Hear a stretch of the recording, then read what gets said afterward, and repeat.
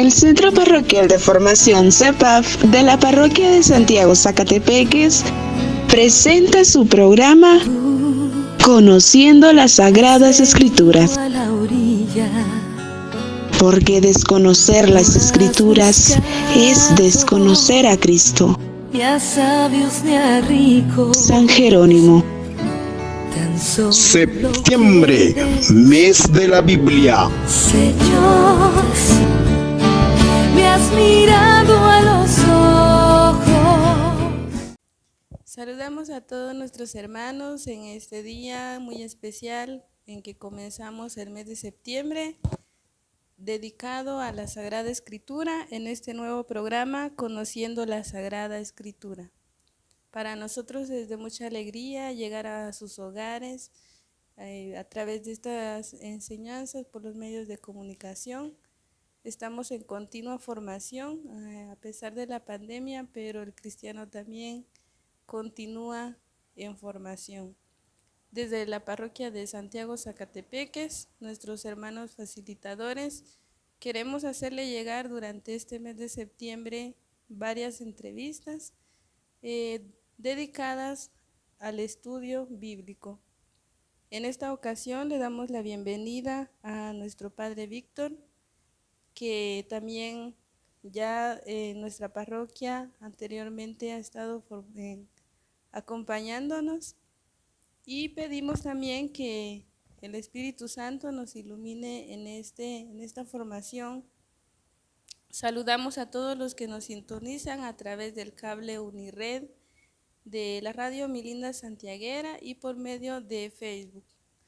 Saludamos a todos los que también nos sintonizan fuera de las fronteras de nuestro país, y enviamos un fraternal saludo a nuestros hermanos que también desde su lecho de enfermedad a través de esta pandemia están escuchándonos a través de la radio.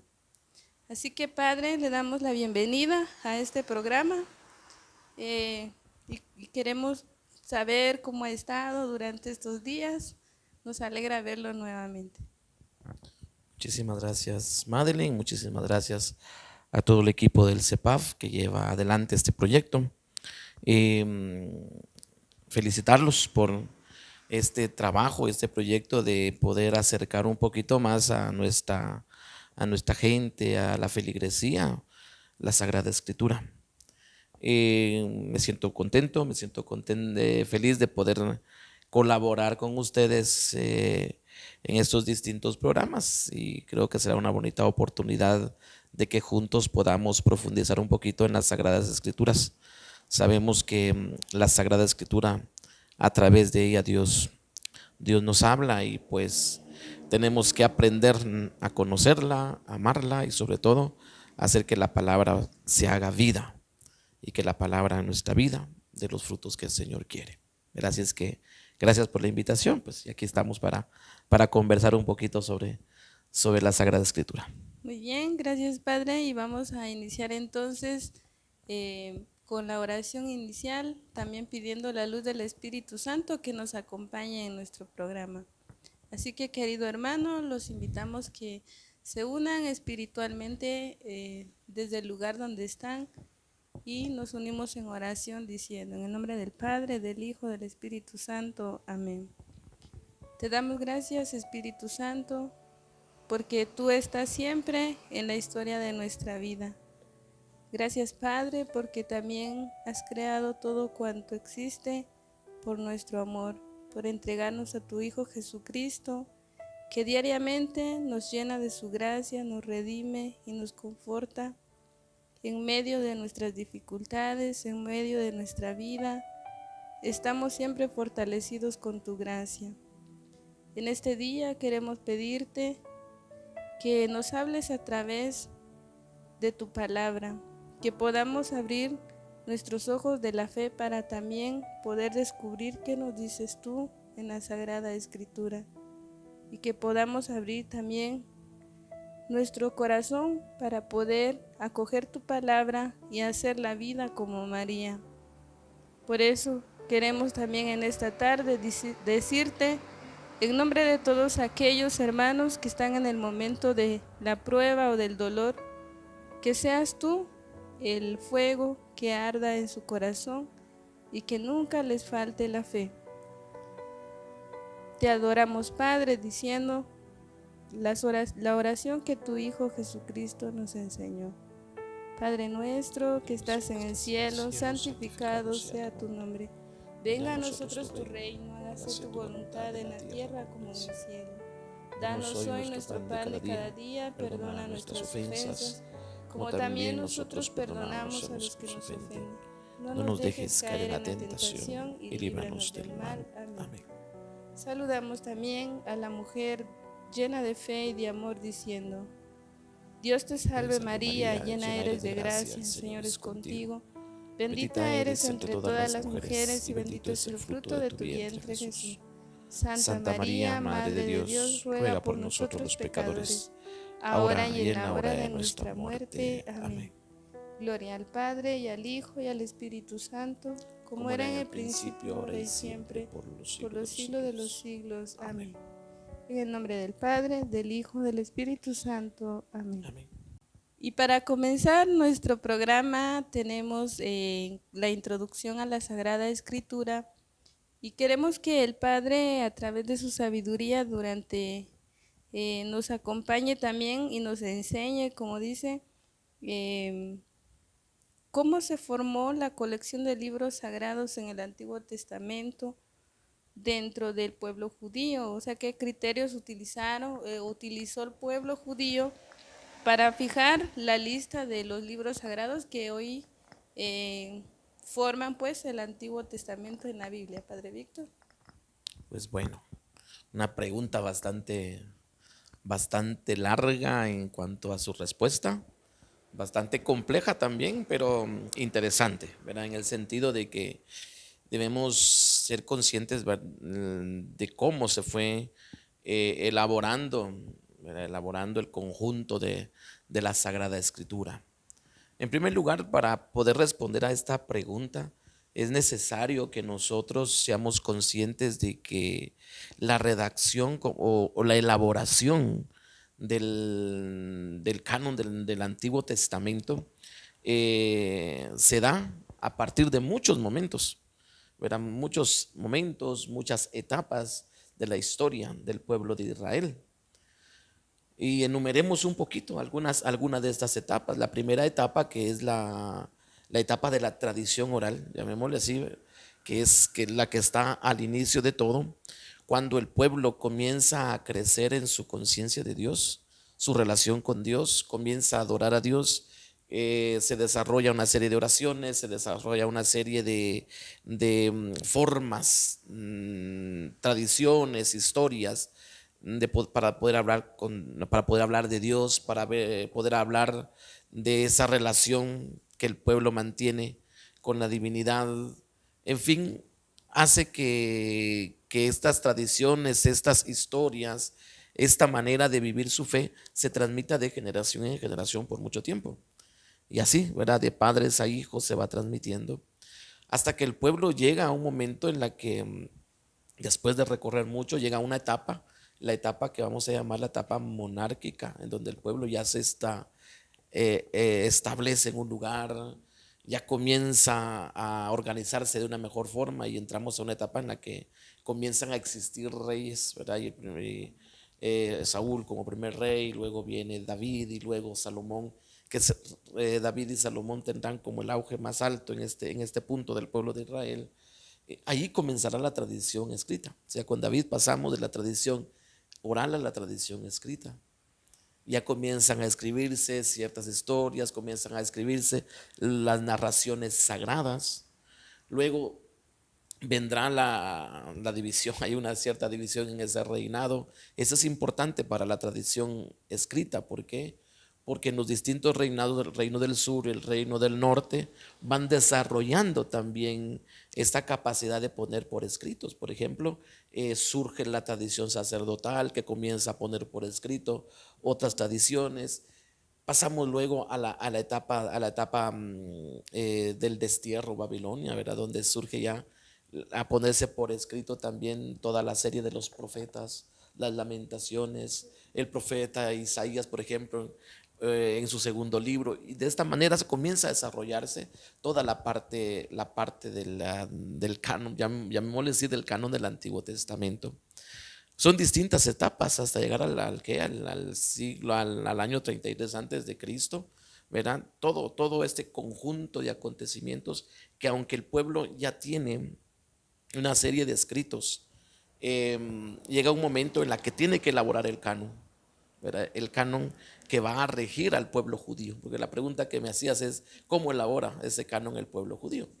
Pues la elaboración, ¿verdad?, la va a desarrollar para el pueblo judío como tal, pues ya estamos hablando a finales del siglo I, a finales del siglo I y a principios del siglo I antes de Cristo, del siglo I después de Cristo. Los rabinos, los judíos se sientan para elaborar un poquito cuál realmente son los textos que van a ser como el canon, ¿verdad?, de toda la Sagrada Escritura para ellos. Pues bien, los criterios que ellos van a utilizar van a ser tres criterios esenciales. La primera es la cuestión histórica, ¿verdad? Van a formar parte del canon los libros que tengan un origen mucho más antiguo y que han venido entonces de generación en generación, han venido a través de las distintas épocas, pero han permanecido. Este va a ser como un primer criterio para definir el canon del Antiguo Testamento. El segundo criterio va a ser la parte también literaria. Es decir, ese segundo criterio es en cuanto que esa escritura o ese texto que se utiliza tenga como base la lengua hebrea. Esta va a ser una de las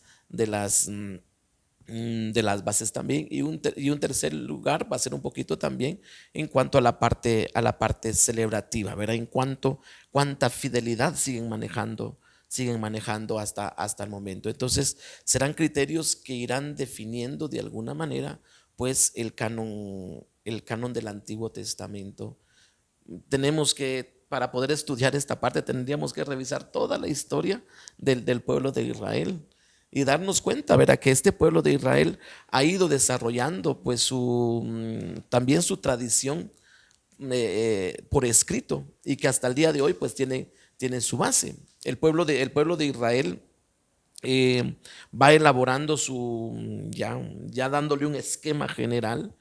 Nos vamos a encontrar que el Antiguo Testamento lo va a elaborar a partir de tres grandes grupos. Sus libros serán tres grandes grupos: la Torá, el libro de los profetas y la otra parte que se le va a llamar los escritos. Estos son como los tres grandes grupos que va a sostener la Biblia de los judíos.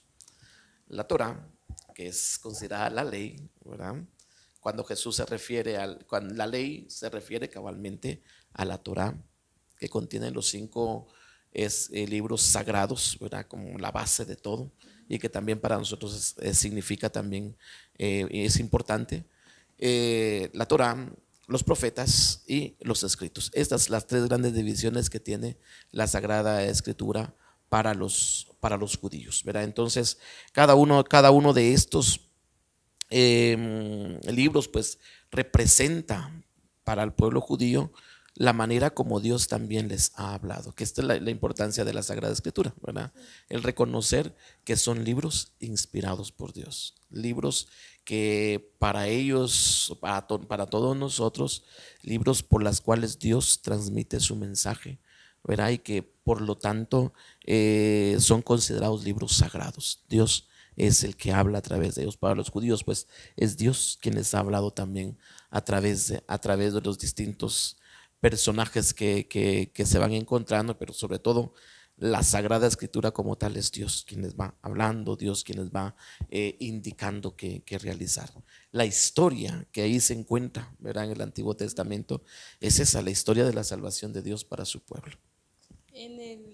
Lo podríamos decir que la Torá para los judíos es ahora para lo que está en la Sagrada Escritura, el Pentateuco. Sí, exactamente. El Pentateuco es Sí, y una de las cosas muy importantes en esto es de recordar que el Pentateuco como tal fue escrito realmente, hablamos del siglo IV, siglo V antes de Cristo. ¿Verdad? Ese no fue un escrito antiguo, sino realmente fue reciente, porque la mayoría de los escritos se realizaron cuando el pueblo estaba en el exilio. ¿Por qué? Muchos de los libros fueron escritos en tiempos del exilio, porque cuando estuvo en el exilio el pueblo, cuando estaba esclavizado, cuando habían salido a Babilonia, ellos reflexionaron sobre su vida y cayeron en la cuenta de que muchas de las cosas que a ellos les pasaban era consecuencia de haberse alejado de Dios. Y comienza un como reenamoramiento otra vez, ¿verdad? Pareciera que en el exilio, pareciera que cuando el pueblo era esclavo, Dios le habla nuevamente al corazón a la gente y comienza como una reconquista, ¿verdad? Pareciera que es el pueblo el que habla, pero es Dios realmente quien se dirige al pueblo. Y entonces muchos de los escritos fueron realizados, elaborados como tal en el tiempo del exilio, ¿verdad? Por eso podemos también hablar que la Biblia no la podemos contar o leer linealmente, sino que fueron en etapas en que los libros también fueron escritos, son experiencia del pueblo de Israel. Exacto, ¿verdad? Por eso es que no podemos tomar literalmente la Biblia, ¿verdad? Hay acontecimientos que tienen que ser bien interpretados para no caer en errores.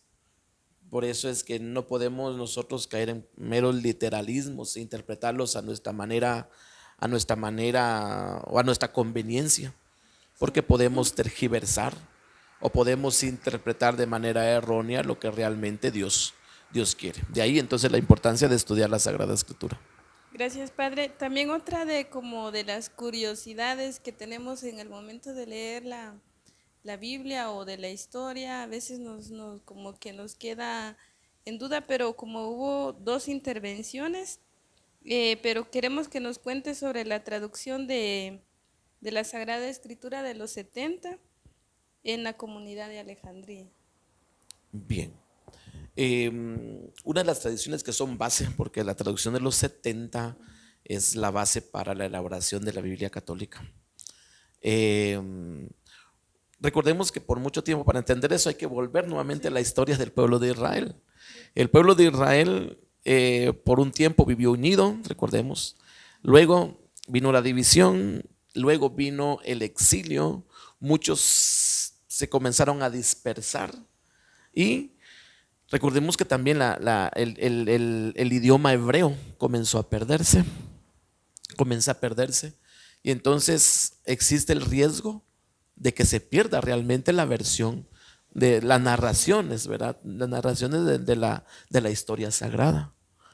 La historia dice, ¿verdad? Un cuento, una historia, una leyenda cuenta que en Alejandría se reúnen 70 sabios para poder pues reelaborar, ordenar de una manera toda la narración la narración sagrada. Y entonces es en Alejandría donde ellos se reúnen para elaborar a partir del texto griego, toda la narración sagrada. De ahí surge entonces la versión de los 70 o la versión de la Septuaginta, como dirían otros, o bien el texto alejandrino, que también es una manera de decirlo, pero es la manera, por decirlo así, ordenada, es una manera más seria de poder elaborar ya un texto donde estén todas esas narraciones sagradas de una forma ordenada, ¿verdad? Por eso es que es importante, ¿verdad? Sobre todo para el tema de las traducciones, es importante volver nuevamente a esta parte, ¿verdad? A esta parte de la versión de los 70, ¿verdad? Que no podemos olvidar lo que es la que sostiene también nuestra Sagrada Escritura católica. Gracias, Padre. Son muy interesantes lo que, como diría usted, para estudio bíblico sería un año completo, incluso años para poder tener conocimiento tanto histórico y también en cuanto verlo a través de la reflexión, digamos, podríamos decir así, teológica. Pero También usted estuvo mencionando la palabra canon. ¿Qué es un canon para la Iglesia Católica? El canon, bueno, es un conjunto de sentidos, de criterios, si lo queremos decir de manera general. Pero para nosotros, los cristianos, cuando utilizamos la palabra canon, nos referimos al conjunto de libros que son considerados de inspiración divina, ¿verdad? ¿Y por qué solo la Iglesia Católica tiene autoridad para establecer un texto histórico si está bajo los criterios canónicos o no? También lo hicieron los judíos. Sí. Ellos establecieron también su canon bíblico. O sea, no solamente nosotros los católicos. Ahora, cuando hablamos del canon bíblico de la Iglesia Católica, allí sí. Es decir, por el hecho de que aquí tendríamos que ir un poquito también a la historia de si la pregunta va en la línea de los protestantes, es reconocer que los protestantes son otra situación que surge ya mucho tiempo más acá, ¿verdad? A partir del siglo XV, siglo XVI. Entonces, a la base siempre estuvo la Iglesia Católica. Y recordemos que el canon bíblico como tal, el canon bíblico de nuestra Sagrada Escritura, el canon bíblico incluyendo el Antiguo y Nuevo Testamento, pues nosotros nos basamos con el canon bíblico elaborado por los judíos, pero también el canon bíblico del Nuevo Testamento ha sido estudiado por la Iglesia Católica. Es decir, a la base está toda la tradición de la Iglesia Católica.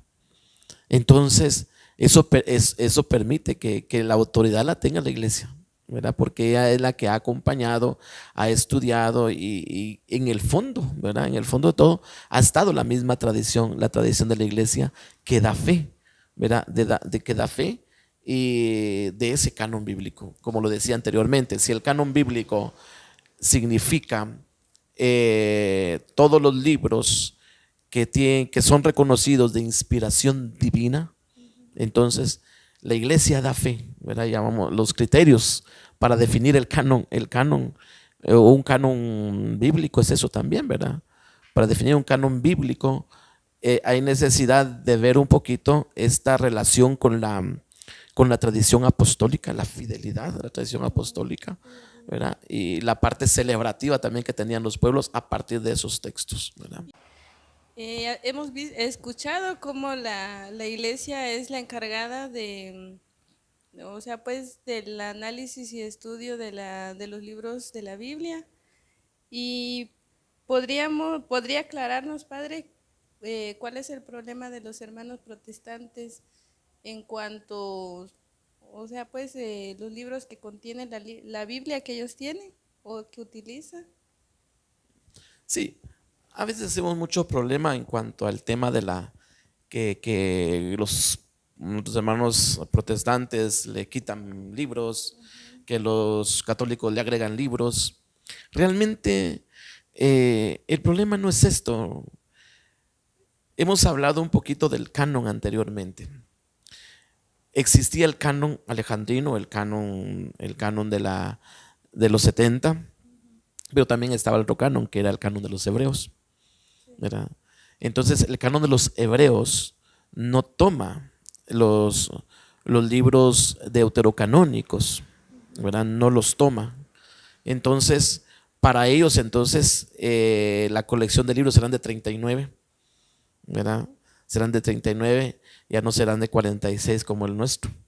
Entonces, el problema no es tanto de que quitemos o pongamos, no, sino la cuestión es que se toma, de qué canon se está tomando. Nosotros estamos tomando como base para la Iglesia, para la Biblia católica, el canon, ¿verdad? De la Septuaginta o el canon de los 70. Mientras que los protestantes, nuestros hermanos protestantes, lo toman del canon de los hebreos. Ya de ahí existe un poquito la diferencia. Luego, en el Nuevo Testamento, pues también la Sagrada Escritura se termina como tal, ¿verdad? Sobre todo el Nuevo Testamento, se termina de ordenar, de organizar. Estamos hablando ya en el tercer, cuarto siglo, y si queremos llegamos un poquito al quinto, ¿verdad? Para definir un poquito el canon de la Sagrada Escritura. Ahí comienzan un poquito las dudas, sobre todo cuando también Lutero va a dar a conocer que hay libros pues que como que ya no son inspirados. Ahí entra la carta de Santiago, entra la carta a los Hebreos, entran algunas otras cartas de San Juan, ¿verdad? Que ya son admitidos dentro del canon bíblico, ya ha transcurrido bastante tiempo. Entonces, por eso es que existe un poquito esta cuestión, ¿verdad? Lo decía hace un momento, para lo que nosotros pueden ser llamados libros deuterocanónicos, para ellos son llamados libros apócrifos, ¿verdad? Es decir, libros que no tienen inspiración o casi no tienen inspiración divina. Entonces, esa es la situación. O sea, que hay que ir al fondo un poquito histórico. ¿Cuál es la diferencia? ¿Verdad? ¿Cuál es la diferencia? Muchos dicen que lo que pasa es que lo quitan porque no les conviene. Lo ponen porque les conviene. Y estamos en ese pleito de que los quitan, los ponemos. No, hay una base histórica que sostiene esa diferencia, ¿verdad? Y sí, no solo se trata de que coloquen los libros o que lo reinventen, porque también yo sé que tal vez más de alguno de los hermanos o ha escuchado o ha visto que a veces dicen el Evangelio de Judas, y a veces hasta la misma gente católica o nos falta formación también y empezamos como a dudar que si existió, tal vez no existió. Entonces, como decía el padre, ya nos dio una breve explicación desde dónde viene eh, para elaborar la colección de libros también del Antiguo Testamento. No es solo que aparece un libro o alguien le dio la gana de escribirlo, ¿verdad, padre? No, exacto. Mire, la elaboración del canon bíblico ha llevado mucho trabajo, siglos para elaborarse, porque no ha sido tan complicado, no ha sido tan fácil. Volvemos nuevamente, para ir purificando, ¿verdad? En el tiempo de Jesús o en las primeras comunidades cristianas aparecen muchos escritos. Y muchos escritos son de fantasía, muchos escritos contradecían a veces lo que decía el Antiguo Testamento, o bien contradecían un poquito lo que los apóstoles transmitían. Es ahí donde comienzan pues a seleccionarse. Pero ya en el siglo segundo, ya se habla de 22 libros más o menos del Nuevo Testamento, haciendo falta los que más tarde se van a aceptar, como decía, carta a los Hebreos, carta de Santiago, algunas cartas de San Juan, que se van a ir agregando conforme el tiempo. Pero ya existían muchos libros llamados apócrifos, ¿verdad? Que aún circulan, ¿verdad? Porque el contenido en algunas partes, pues quizás van en la línea de nuestra doctrina, pero en algún momento se salen, ¿verdad? Se rompen un poquito con esa parte ortodoxa, ¿verdad? Entonces, no ha sido permitido entonces entrar dentro del canon bíblico. La iglesia no es que lo rechace, ¿verdad? Se quedan como un libro que uno puede, sí, como uno puede acceder. Antes podrían ser llamados libros prohibidos, ahora los podemos encontrar en cualquier biblioteca. Solo pedimos un libro apócrifo o cuáles son los libros, nos dan cuáles son. Uno puede acceder a eso, ¿verdad? Pero uno debe ser consciente de que cuando lee un libro apócrifo no es palabra de Dios, es solamente una manera como se interpretó, ¿verdad? Gracias, padre. Muchas gracias por este recorrido desde el Antiguo Testamento. Y les invitamos a que también continúen ustedes con nosotros en este programa, a través de la historia en el Antiguo Testamento. Es Dios cuando hace una alianza con su pueblo y ha pasado por diferentes momentos históricos y ahora en la Biblia podemos encontrar los libros que nos narran las maravillas y toda la historia del pueblo de Israel en el Antiguo Testamento. Ahora, Padre, queremos que nos ilumine también del Nuevo Testamento. Se puede decir que es una nueva alianza y donde en esa época también, como todos estaban esperando al Mesías, se habló de una época mesiánica. ¿En qué consistió esa época mesiánica? Pues bien, recordemos por cuestiones de terminología, ¿verdad? Que ya testamento significa alianza. Por eso cuando hablamos de la Sagrada Escritura, bien podemos decir antigua y nueva alianza, ¿verdad? Entonces ya de por sí nos coloca en el paso de una nueva, de una nueva vida, en el paso de una nueva manera de ver también nuestra relación con Dios, que esto es muy bonito, ¿verdad? Pasar de ver una relación mucho más cercana. Pues bien, ya Jesús mismo va a decir, cuando en el misterio pascual, él mismo va a hablar de la nueva alianza. Esta es la nueva alianza sellada con mi sangre. Pues bien, Jesús pone en evidencia que Él es el Mesías que el pueblo de Israel esperaba. La parte mesiánica era el tiempo, todo este tiempo desde la promesa del Mesías hasta el cumplimiento, ¿verdad? Es la época mesiánica. Pero en el transcurso de este tiempo aparecieron muchos, ¿verdad? Que también se presentaban como Mesías. Muchos de ellos eran prácticamente Mesías de tipo político. Solo hacían revueltas, hacían líos, hacían relajo, ¿verdad? Y que luego pasaban. Se presentaban siempre como Mesías, como los enviados de Dios, ¿verdad? ¿Por qué? Porque se aprovechaban también de esa misma mentalidad que existía. El pueblo esperaba la llegada de un Mesías. Entonces, la diferencia con Jesús es el hecho de que no se presenta como un Mesías revolucionario, ¿verdad? Sino se presenta como un Mesías político o de levantamiento social, ¿no? Él se presenta con un mandato de parte de Dios y es poner en práctica el mandamiento del amor. Que el mandamiento del amor termina siendo al mismo tiempo un tanto violento, porque el amor también de Dios es violento, en el sentido de que es provocativo, en el sentido de que viene a desarmar estructuras. Entonces, Jesús se presenta en esta realidad, por eso es que los discípulos también les costó creer. O sea, ellos no creyeron desde el inicio que Él era el Mesías. Sí, en un momento hubieron profesiones de fe. Bueno, la Sagrada Escritura lo va a atestiguar: tú eres el Mesías, tú eres el Hijo de Dios, va a decir Pedro. Él hace su profesión de fe, pero en el fondo necesitaba creer más. ¿En qué momento se alcanza se fortalece la fe en este mesianismo? En el momento de la resurrección. En el momento de la resurrección, el mesianismo de Jesús es considerado como el mesianismo realmente que se esperaba. Ahí cambia la historia. Por eso se puede decir que el canon del Nuevo Testamento se escribió después de la resurrección de Cristo. Claro. Algunos escritores, qué bueno que hables al tema del canon, porque algunos escritores se preguntan cuál fue el primer canon, o sea, como el canon base de todo. Y entonces decían que el canon base son los mismos discípulos.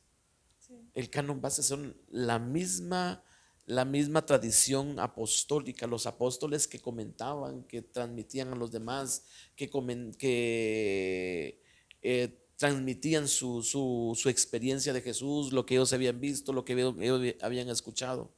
Ellos fueron la primera base, el canon viviente, diríamos, ¿verdad? Sí. Con el cual se comenzó a transmitir la palabra de Dios. Y pues lógicamente, ¿qué es lo que ellos transmitían? Transmitían su experiencia del resucitado. El resucitado les cambió la vida, el resucitado les cambió su historia, porque a partir de la resurrección ellos comenzaron a ver su vida hacia atrás. Y entonces descubrieron que todo esto había sido paso, había sido paso de Dios. Y es lo que a la gente transmitían ellos, ¿verdad? También en la Iglesia Católica se habla de la sagrada tradición.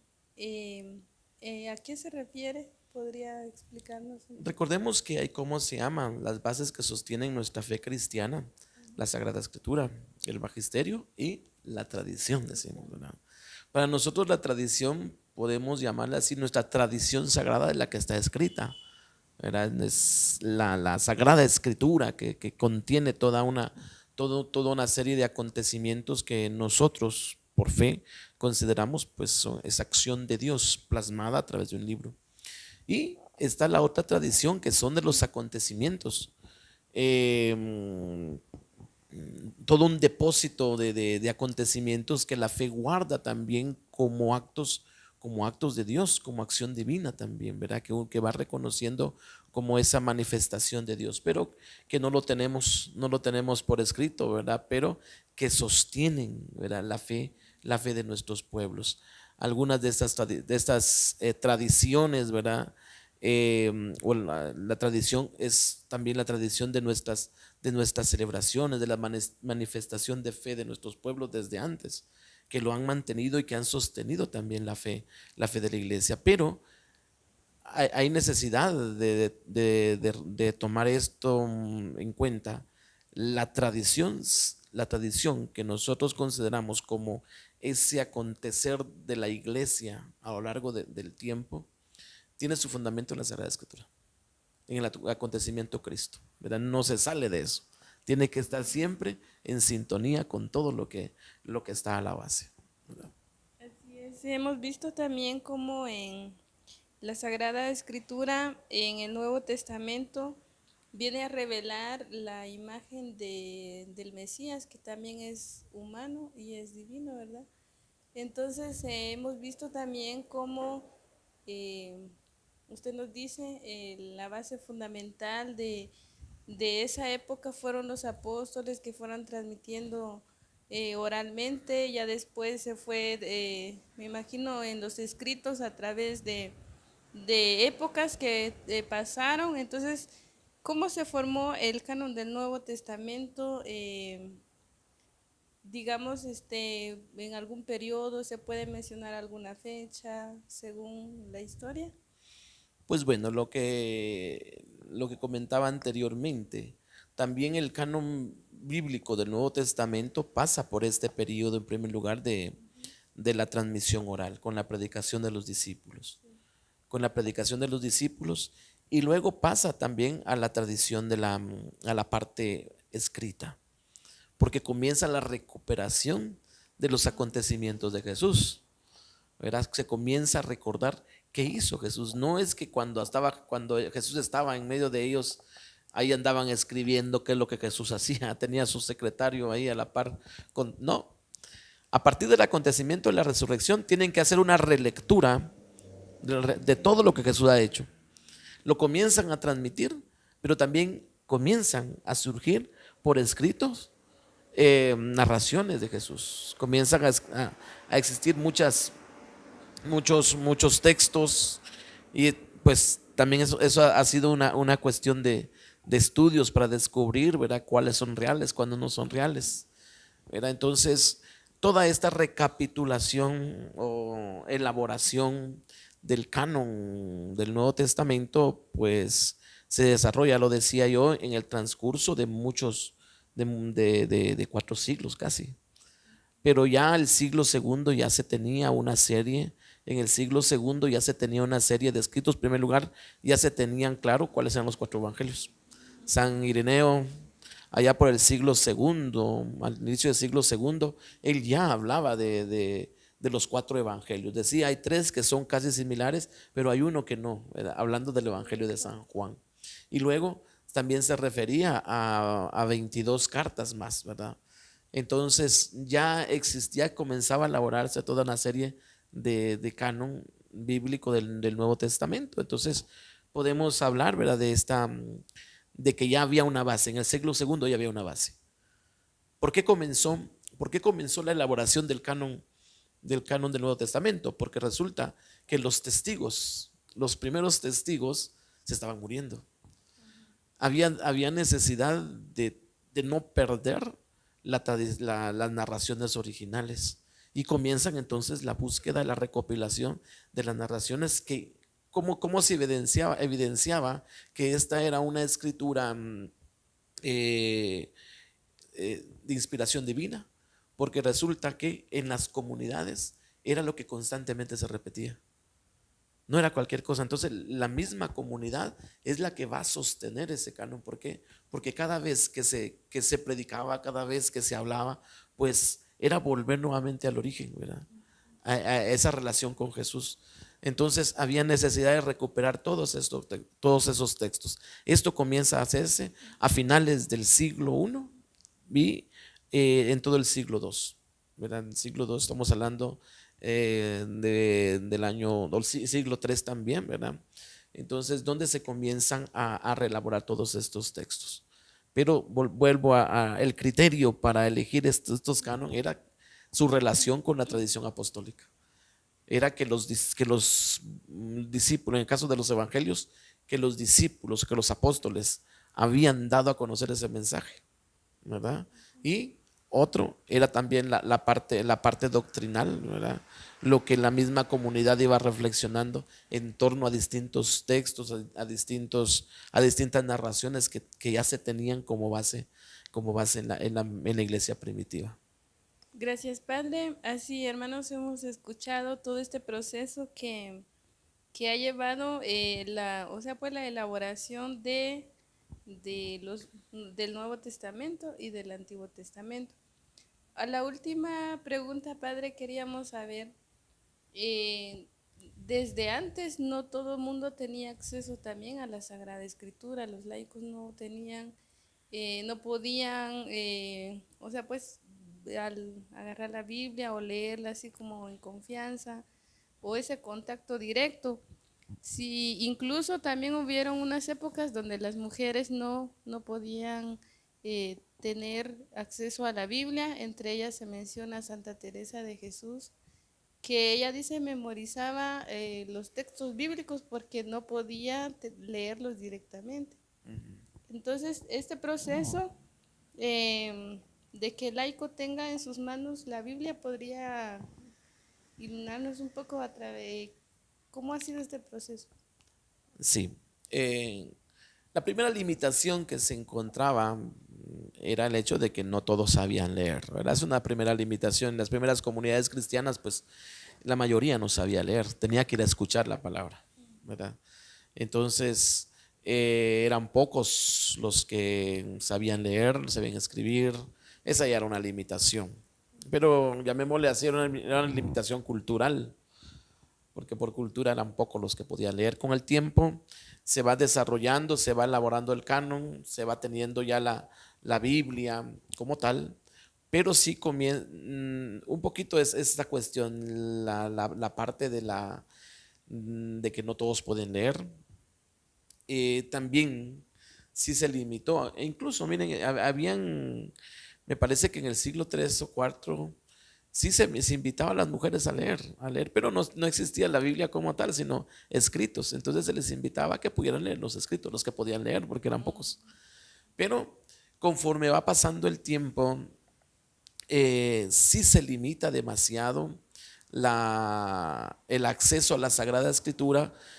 Siglo XII, sí, comienza con la Edad Media, comienza un poquito pues la iglesia a tener, lo que pasa es que comienza con el cuidado, ¿verdad? La iglesia no es que prohíbe porque no quiere que nadie se acerque, sino prohíbe porque tiene miedo a que se malinterprete la Sagrada Escritura y que se pudiera utilizar, que cada quien pudiera interpretarlo a su manera. Entonces, ¿quién rompe un poquito con esto? Martín Lutero. Con la Reforma, Martín Lutero accede o abre un poquito más el espacio para que comiencen a acercarse a la Sagrada Escritura. Y la iglesia tiene que actuar ahí entonces, ¿verdad? Concilio de Trento comienza a decir que de acuerdo, vamos a acercar más la Sagrada Escritura. Ya se comienza a traducir la Biblia. No tengo la fecha ahorita cuando se inventó la imprenta, pero la imprenta viene a hacer más accesible también la parte de la traducción. Entonces comienza la traducción en lengua vulgata, ¿verdad? En lenguas ya más de otros pueblos, ya se sale de la lengua oficial, que es el latín, ¿verdad? O bien en la lengua que es del hebreo, de distintas traducciones, y comienza a efectuarse entonces un acercamiento, pero se va restringiendo porque no se permite que todo el pueblo tenga la Sagrada Escritura. Es dedicada sobre todo a los monjes, dedicada a los sacerdotes, dedicada a las personas pues, que tienen un servicio sobre el altar. Y así se mantiene, ¿verdad? Hay pequeños acercamientos, pero de los laicos nada, ¿verdad? Laicos, recordemos que es un término que viene de la época romana, en la que hacía la división entre los del pueblo y los que tenían poder. Por eso hay que tener cuidado a veces de usar la palabra laico, ¿verdad? Entre el pueblo, ¿verdad? Y los que tenían el poder. Entonces, el laico no podía, así se sentía. El laico realmente ahí se notaba la gran diferencia. Pero va a ser en el Concilio Vaticano II donde las puertas se abren. Ahí sí, el Concilio Vaticano II va a permitir, y hay una parte en el Concilio Vaticano II donde se dice todo el pueblo de Dios debe procurar alimentarse de la palabra de Dios. Y entonces se abre un acceso a la Sagrada Escritura para que el laico pueda acercarse. Pero volvemos nuevamente al tema. Siempre la Sagrada Escritura, aunque es el libro traducido en más de 200 lenguas distintas, más de 200 lenguas distintas, que es el libro más distribuido, el riesgo siempre es la interpretación. O sea, es el riesgo, es el peligro, el hecho de hacer de la palabra de Dios algo, un libro que pueda perder hasta lo sagrado, ¿verdad? De la manera como se interpreta. Entonces, siempre es el riesgo. De ahí entonces que, aunque el Concilio Vaticano II acerque entonces ahora al laico la Sagrada Escritura, es el laico el que también está llamado a prepararse para poder acercarse a la Sagrada Escritura. De ahí la importancia de la formación. Porque también necesitamos, ahora que tenemos la Sagrada Escritura, lo manejamos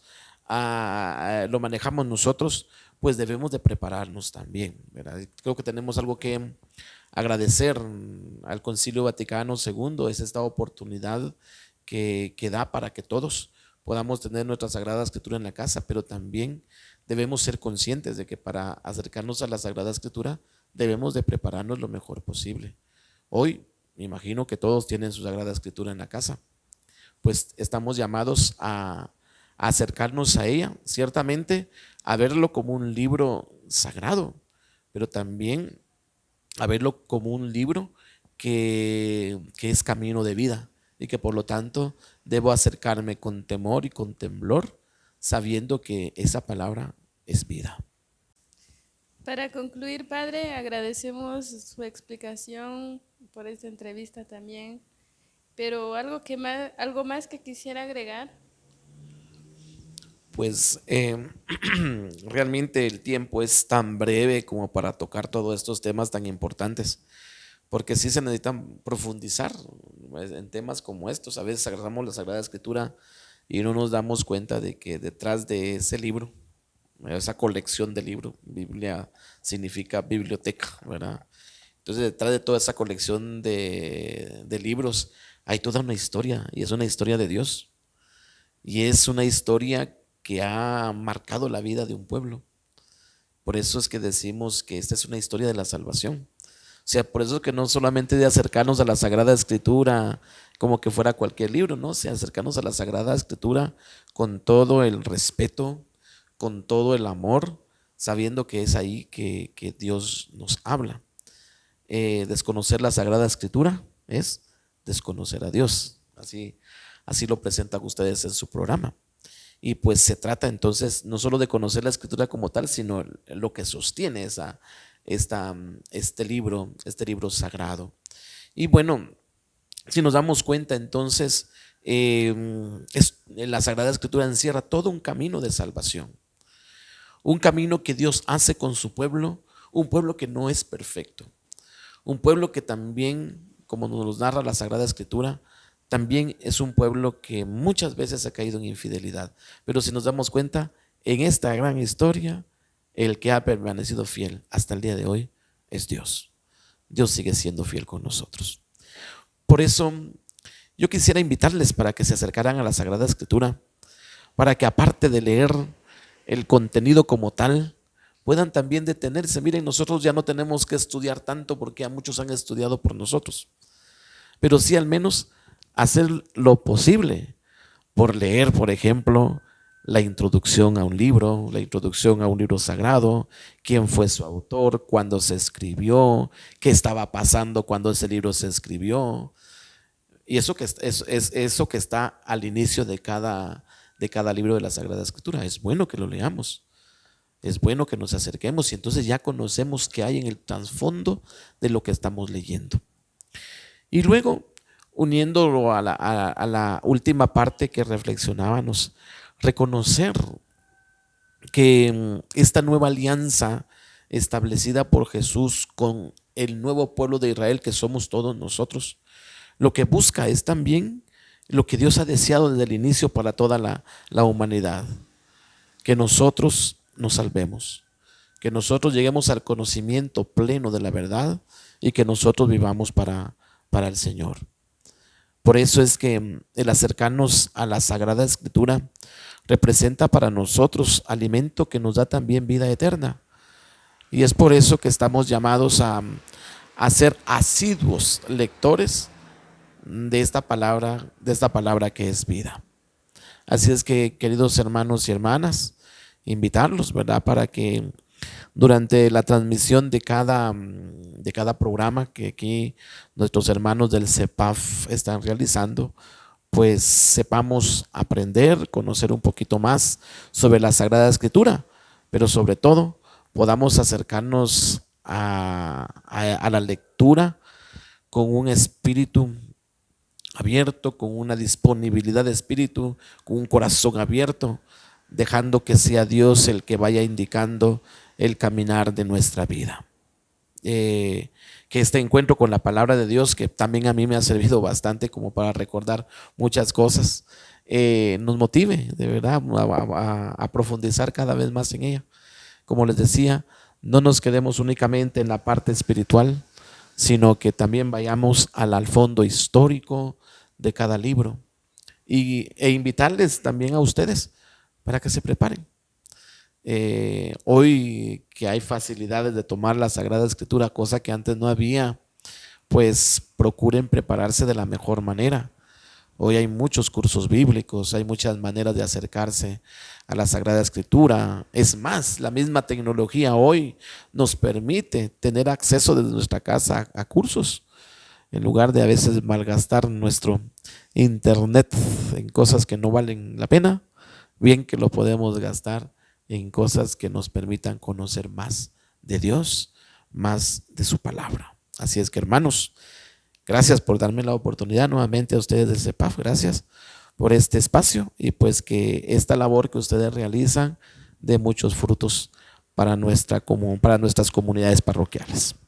Gracias, Padre Víctor. Le deseamos todo lo mejor en su ministerio sacerdotal. Oramos siempre por ustedes y a los hermanos también les invitamos a que oren por sus sacerdotes, su sacerdote de su parroquia o alguien conocido. Le agradecemos por su tiempo que ha tomado para también iluminarnos en este nuevo programa, Conociendo la Sagrada Escritura.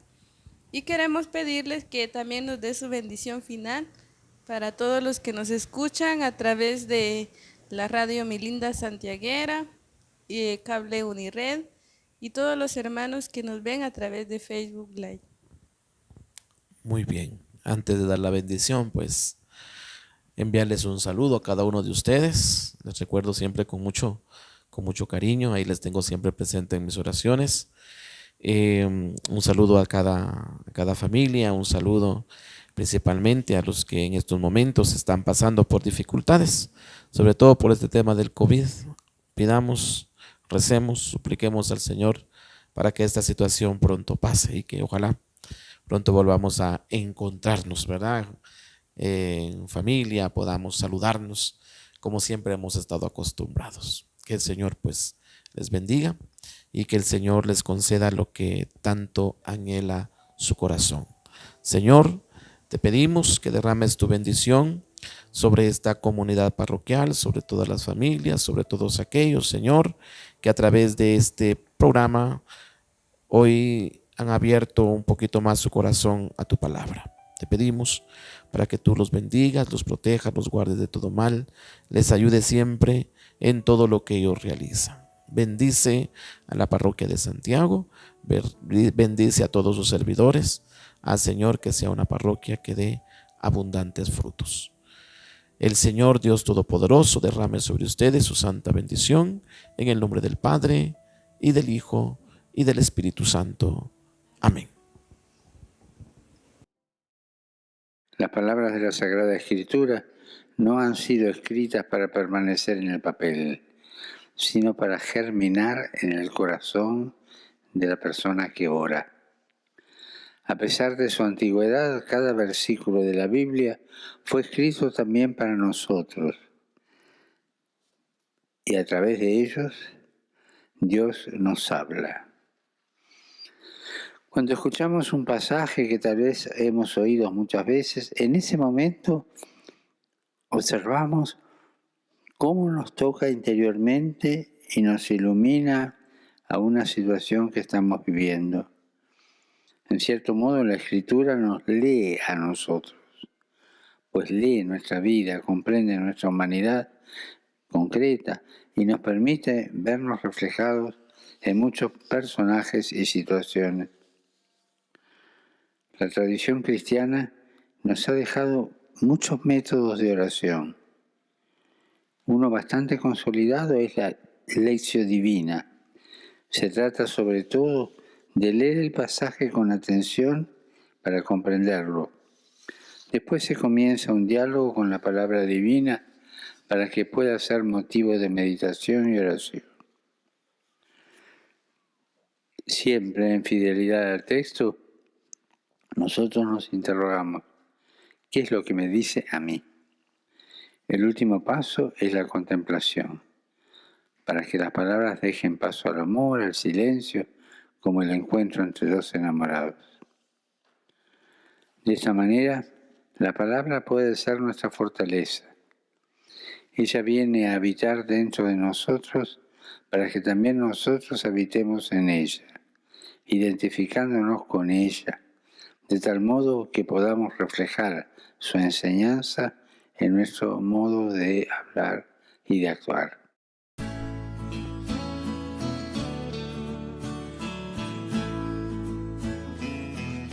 El Centro Parroquial de Formación CEPAF de la Parroquia de Santiago Zacatepeques presentó su programa Conociendo las Sagradas Escrituras. Porque desconocer las Escrituras es desconocer a Cristo. San Jerónimo. Septiembre, mes de la Biblia. Me has mirado.